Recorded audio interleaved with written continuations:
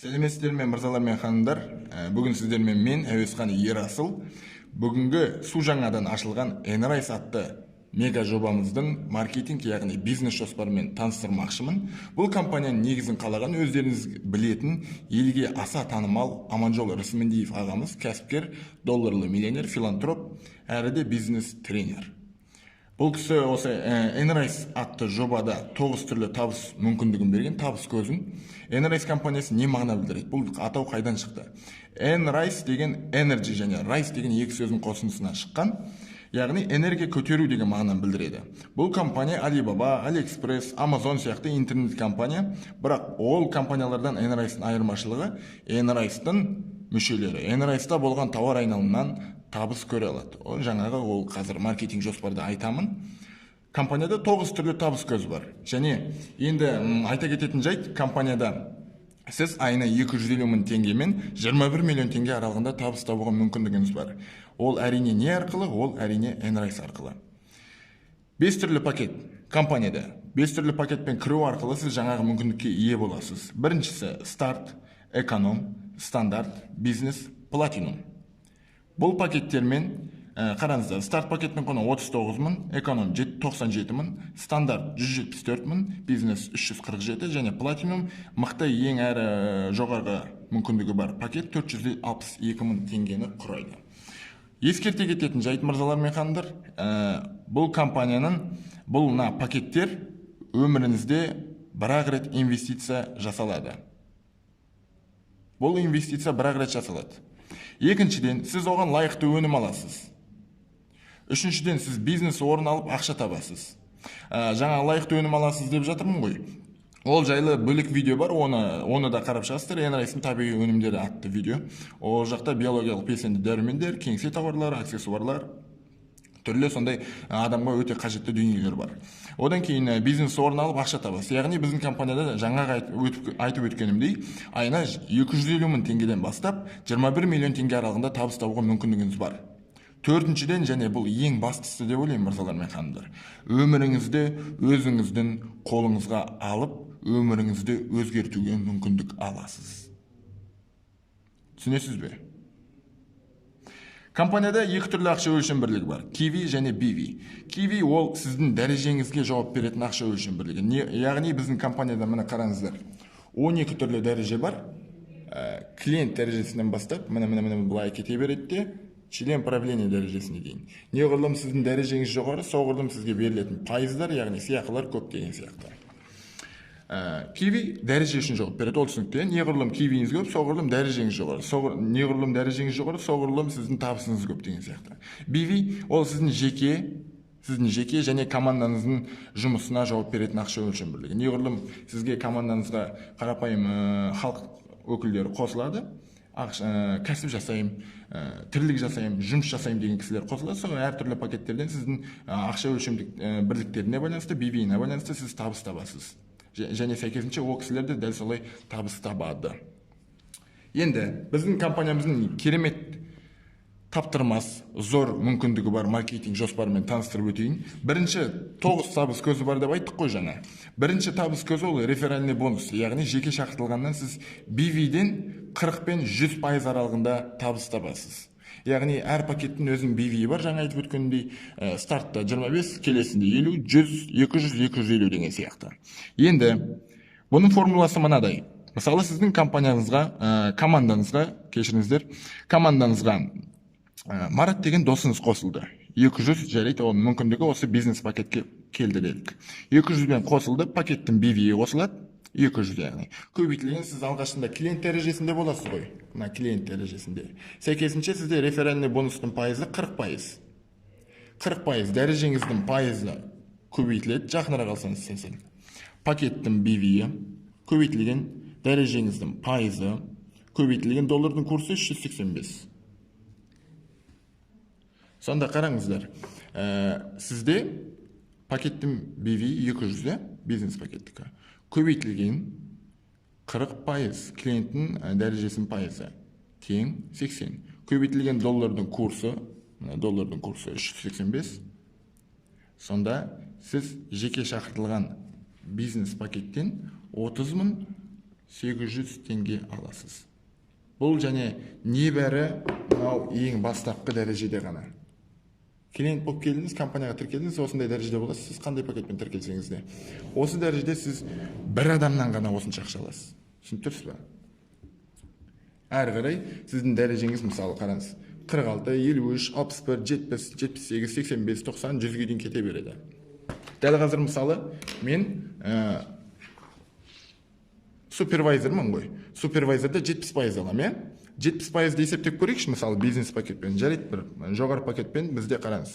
70%-кі 250 көбейтілген 70% супервайзердің дәреже пайызы тең 175 көбейтілген 385. Сонда бір адамнан мен 67.375 теңге алады екенмін супервайзер дәрежесінде.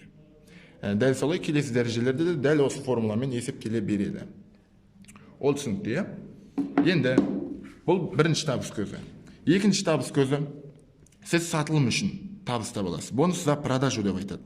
Яғни сіздің компаниядағы интернет магазинімізден сіздің ID нөміріңіз арқылы сатылған әрбір заттан сіз тікелей сол заттың құнынан 25% табыс таба аласыз. Мысалы 100 000 теңгеге тауар саттыңыз ба, соның 25 000 теңгесі, яғни 25% сіздің шотыңызға түседі. Ол түсінікті, иә? Ол табыс мынадан бөлек, және мына табыс одан бөлек. Структурный бонус. Үшінші табыс көзі. Сіз бүкіл командадан до глубины, шегі біткенге дейін, бүкіл сіздің структураныздан, бүкіл сізден кейінгі команданың табысынан 9 бен 1,5% аралығында табыс таба аласыз, мырзалар мен ханымдар. Қараңыздар, ол табыс көзі сізде небәрі екінші дәрежеден басталады. 6%, 7, 8, 9, 8, 7, 5, 4, 3, 1,5 деген сияқты. Сіздің неғұрлым команданыз өсе береді, соғұрлым пакетіңіз табыс көзінің пайызыңыз, яғни жоғарылайды, одан кейін барып команданыз үлкейіп, астыңызда біраз адам болғаннан кейін командадан сіз сәл пайыз аздау аласыз, дегенмен де саны жағынан көп табыс көзі түседі, сізге ақша көп түседі. Ол түсінікті, иә? Және бұл шегіне дейін, до глубины, ең соңғы қатарға дейін.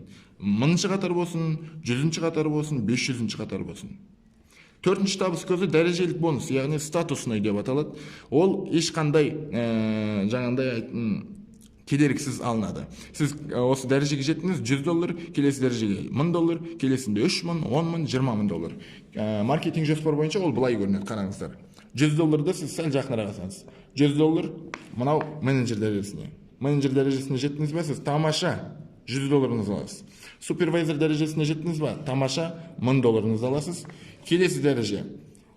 Директор дәрежесіне жеттіңіз $3000. Региональный директор $10,000. Президент $20,000 сыйақы алады. Бұл бір қызығы, бір кереметі, жеттіңіз ба, болды. Шотыңызға түсті. Ала бересіз, кэш капает. Және мырзалар мен ханымдар, тағы бірдеңені айтпай кетіппін мен, айып етпесіздер. Біздің компанияда ақшаны 15 күн сайын, 21 күн сайын, 1 ай сайын күтіп отырмайсыз. Ақшаны апта сайын аласыз, аптаның дүйсенбі, сейсенбі күндері. Түсінесіз бе? Ақшаңызды апта сайын ала бересіз. Кэш үнемі түсіп тұрады, сіз қолыңызда болады ақшаңыз. Сіздің жеке кабинетіңіз болады, оны беріледі, бүкіл құжаттармен тіркелесіз. Сәйкесінше сізде мына табыс көзі бар, BV-ден 40 пен 100% аралығында, сатылым үшін 25% тағы. Тамаша зат сатуға қабілетіңіз болса, осыны пайдаланып табыс тапсаңыз да болады. Структурный командалық бонустан 9 пен 1,5% аралығында тағы шегіне дейін табыс тауып жатсыз. Бүкіл сіздің командаңыздан. Дәреже үшін жеттіңіз ба, тамаша, $100, жарайды $100 майда шөдетейін, $1000 алдыңыз, $3000 алдыңыз, 10,000, 20,000 алып жатсыз. Керемет. Бесінші табыс көзі бар, результативный, яғни нәтиже үшін берілетін сыйақы. Міне, кестеде көрініп тұрғандай, мынау сіз небәрі старший менеджер дәрежесіне жеткен кезде, қараңыздар мырзалар ханымдар, сізге компания планшет береді. Исполнительный директорға жеттіңіз бе, 2 адамға саяхатқа $2,500 ақша береді, яғни саяхаттауға тағы барып келсеңіз болады. Одан кейін старший директорға жеттіңіз бе, көлік алуға сізге $15,000 тағы береді. Управляющий директорға жеттіңіз бе, тамаша, компания сізге пәтер алуға $30,000 береді. Член правления болдыңыз ба, бұны вообще айту қиын енді. 100 000 доллар сыйақы аласыз. Мынадан бөлек, мынаны алып алдыңыз, жарайды планшет. Мынаны алдыңыз, мынаны алдыңыз, мынаны алдыңыз, мынаны алдыңыз. Оның еще арасында мыналар бар ғой. Мына жаңағы статусный бонустарды аласыз. 100 000, мынаны алып отырсыз, мынау кезекпен кете береді, бәрін алып отырсыз. Одан бөлек жаңағы мына табысыңыз бар, одан кейін мынау бар деген сияқты. Алтыншысы пассив. CV-ден 9-1% аралығында. Сіз тауар айналымнан 9-1% аралығында табыс табасыз, мырзалар мен ханымдар. Бұл пассивті доход, пассивті табыс көзі. 9-1% аралығында бүкіл структурадан тоже. Одан кейін жетіншісі саяхат, тегін саяхат компания атынан шетелге жылына 1 рет демалуға мүмкіндігіңіз бар. Яғни жылына 1 рет, 2 рет. Сіз қараңыз енді 1 жыл бойы супервайзер болып жүрмейсіз ғой. Мынау супервайзерға жету үшін ол өте оңай дүние. Саяхаттау тегін. Сіз компанияға келдіңіз, супервайзер болдыңыз, тамаша. Біз қаңтарда Дубайға барамыз айтпақшы. 2,5 мың доллар табысыңыз болады, айлық табысыңыз 2,5 мың доллар. Одан бөлек сіз $1000 алып алдыңыз. CV-дан сізде 6%, уже жеке шақыртылғаннан 70%, структурныйдан 9%, ең жоғары пайыз. Одан кейін саяхатқа тегін барып жатсыз. Керемет емес пе? Ол жаққа барған, ұшып барып қайтқаныңыз келеді, чартер рейспен, сол жақтағы Аманжолов Спендиевпен болатын тренинг кіреді, басқа рейс мүшелерімен танысасыз, керемет орта табасыз, білім жинайсыз, өте бір керемет сапалы демалыс болайын деп тұр қаңтар айында. Енді 8-ші табыс көзі, ол не? Бонус за лояльность. Менің ең сүйікті табыс көздерім бірі, ол 100 мен 10 мың доллар аралығында жылына 2 рет берілетін сыйақы түрі. Ол сыйақы, мені қараңыздар, маркетинг план бойынша анығырақ көрінсін сіздерге. 100 бен 10 мың доллар аралығында 2 раза в год, яғни жылына 2 рет беріледі бұл сыйақы. Ол сыйақы не үшін беріледі, мырзалар мен ханымдар? Ол сыйақы сіз мына біздің керемет компаниямызға, сіздің керемет командаңыздың тарапына жақсы пайдаңызды келтірсеңіз, командаңызда неше түрлі дәрежелі, мынандай дәрежелі әріптестеріңізді өсіріп шығарып жатсаңыз, қысқа уақыт аралығында үлкен статусты жатсаңыз, немесе компания тарапынан өзіңіздің міндетіңізге кірмейтін дүниелерді пайда келтірсеңіз, сізге атқарған қызметіңізге байланысты осындай сома аралығында сыйақы береді жылына 2 рет.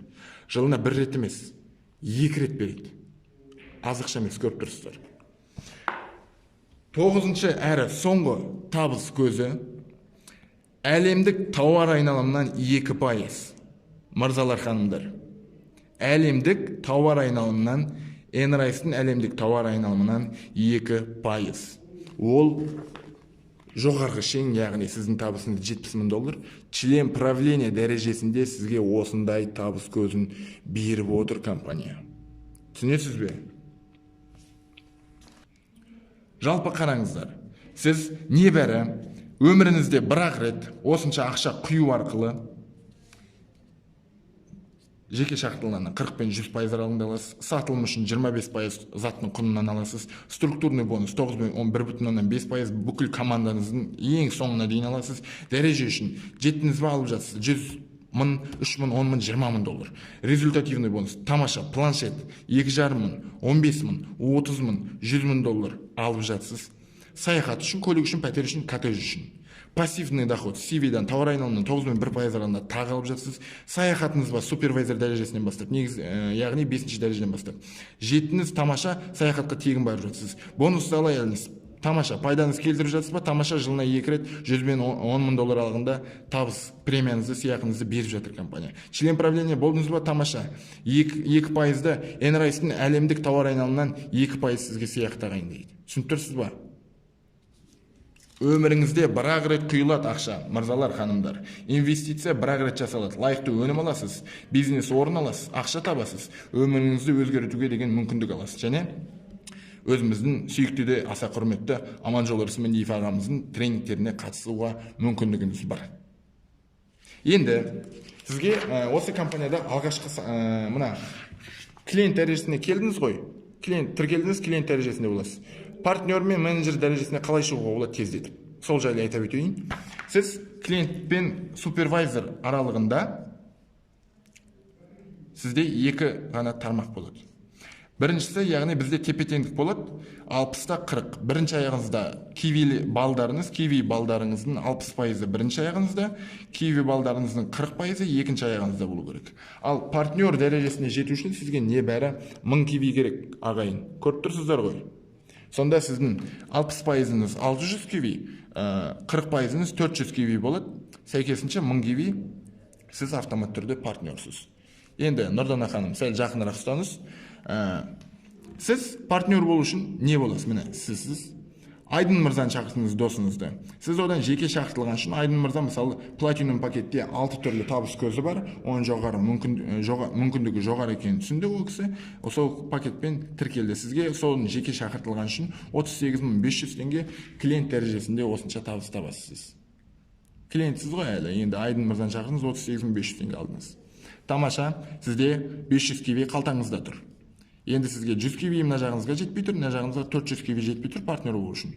Енді Жайна ханым, сіздің осы компанияға керемет ортаға қосылғаныңызды естіді де, мен де компания туралы ақпарат беріңізші деп сұрады. Сіз түсіндірдіңіз, осындай бизнес жоба бар екен, ол кісі мүмкіндікті жіберіп алмайын деп қосылды. Бірақ ол кісі жаңағы Айдын мырза сияқты платинумға емес, мүмкіндігі бизнес пакетке жетті делік. Бизнес пакетпен қосылды. Ол кісіден сізге жеке шақыртылған үшін компания тарапынан 30.800 теңге түседі. Түсінесіз бе? Сізде уже партнердің өзінде 38.500 теңге плюс 30.800 теңге уже шотыңызда тұр. Дүйсенбі күні аласыз. Одан кейін партнерға сізде 100 ақпал жетпей тұр. Яғни 500 неғыңызда тұр, 400 неғыңызда тұр, неғыңыз толып тұр партнерға.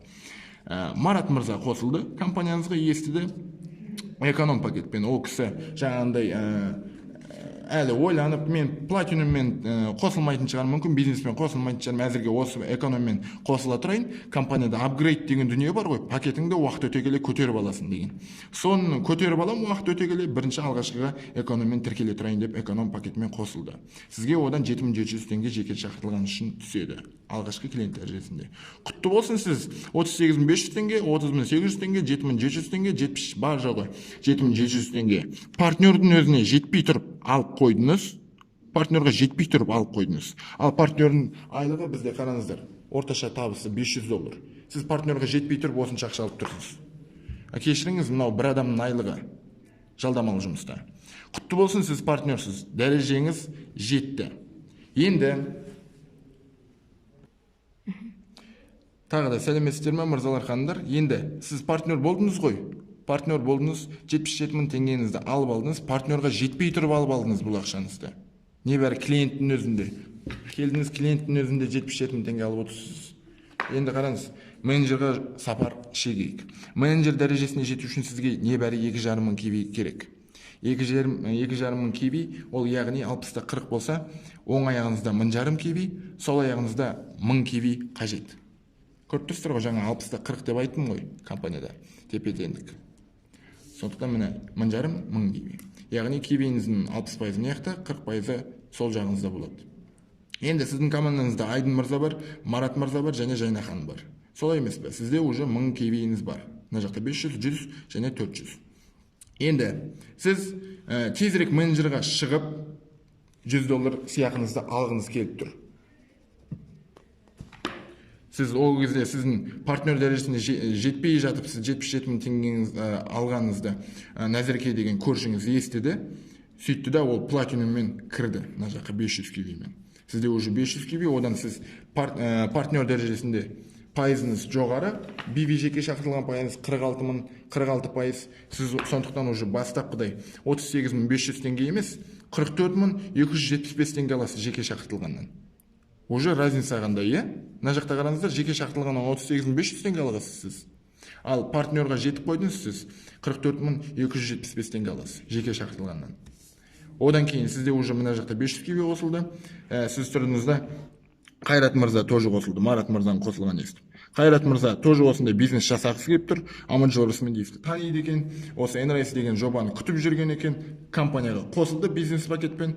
Жаңағы Жайна ханым сияқты бизнес пакетпен қосылды. Одан сізге 35.420 теңге түсті. Сонда сіздің уже оң аяғыңыз дайын, міне, оң аяғыңыз дайын, 1,5 кивиіңіз сап-сақадай дайын тұр. Яғни сіз оң жағыңыздың жоспарын жасап тастадыңыз, менеджер болатын. $100 жақын қалды, мырзалар, ханымдар. Енді сіздің сол аяғыңызға кішкене киви балдар жетпей тұр, солай емес пе? Енді Жайна ханым Ермек мырзаны шақырады. Жайна ханым ол үшін 38.500 теңге алады. Жаңа өйткені ол кісінің дәрежесі клиент қой әлі. 38.500 теңге алады. Жайна ханым Ермек мырзаны шақырған үшін сіз 5.775 теңге аласыз. Жай ғана Жайна ханым сіз танымайтын кісіні шақырған үшін. Бұл структурный бонус деп аталады жаңағы. Одан кейін сіз алдыңызда мына жақта Айнұр ханымды қостыңыз, Жайна ханым астына сіздің табысқа жетіп жатқаныңызды көріп, көршіңіз Айнұр ханым қосылды. Ол кісі стандарт пакетпен тіркелді делік. Жаңағы мына 174 теңге тұратын стандарт пакетпен тіркелді делік. Сол кезде сізге 17.710 теңге түседі шотыңызға. Сізде сонда қараңыз. Жаңа партнерға жеткенге дейін сіз 77.000 теңге бір алып алдыңыз, 17.710 теңге, 5.775 теңге, 35.420 теңге, плюс Жайна ханым 38.500 теңге алды. Мына кісілер структурный бонус алып жатыр. Мына кісілердің барлығы структурный бонус алып жатыр. Оның барлығын есептеп отыра берсек қазір тағы да. Енді одан кейін сіздің сол жағыңыздағы кивиіңіз 1100 болды, плюс статусный бонус $100 сізге тағы түсті, жаңағы менеджерға жеткеніңіз үшін. Ол мынадан бөлек. Және бұл сіз ғана жұмыс жасаған жағдайдағы есептеу. Енді өзіңіз ойлаңыз, жаңағындай структурный бонус есептей берсеңіз, Айдын мырза тағы бір кісі, мына кісілердің барлығы жұмыс жасаған жағдайда қандай жағдай не болатынын. Әрқайсы $100 алады, әрқайсы осы партнерға жетпей жатып 77.000 теңгесін алады. И сіз дальше больше құтты болсын, сіз менеджерсіз, менеджерде сіздің жеке шақыртылғаннан көретін табысыңыз кешіріңіз 40 емес, 46 емес, 53% бар. Түсінесіз бе? Сіз $100 алып алдыңыз, енді сіз старший менеджерге өтіп, планшетіңізді мақсат етіп қойып отырсыз, ары қарай дәл осы бағытта жүре бересіз. Жалпы компанияның табыс көздері түсінікті ғой, 5 түрлі пакет бар. Инвестиция бір рет жасалады, лайықты өнім аласыз, бизнес орын алып ақша табасыз, өміріңізді өзгертуге мүмкіндік аласыз. Kiwi BV ол түсінікті. Маркетинг жоспар 9 табыс көзі бар, реферальный бонус, сатылым үшін структурный, дәрежелік бонус, результативный, пассив, саяхат тегін, бонус лояльность, көлік алу мүмкіндігі бар, коттедж, саяхат, пәтер. Жалпы бәрі. Бұл компания үй жоқты үйлетеді, көлік жоқты көлікті етеді. Қалтасы ақшаға бос адамды қалтасын толтырады, әмияны толтырады. Білім жоқ адамды білімді етеді. Жалпы керемет ортаға қосылып, осы Enrise-ның шынына биікке өрлей алады. Мырзалар, ханымдар, керемет мүмкіндікті жіберіп алмаңыздар. Қатарымыздан көреміз деген үміттемін. Қош, сау болыңыздар.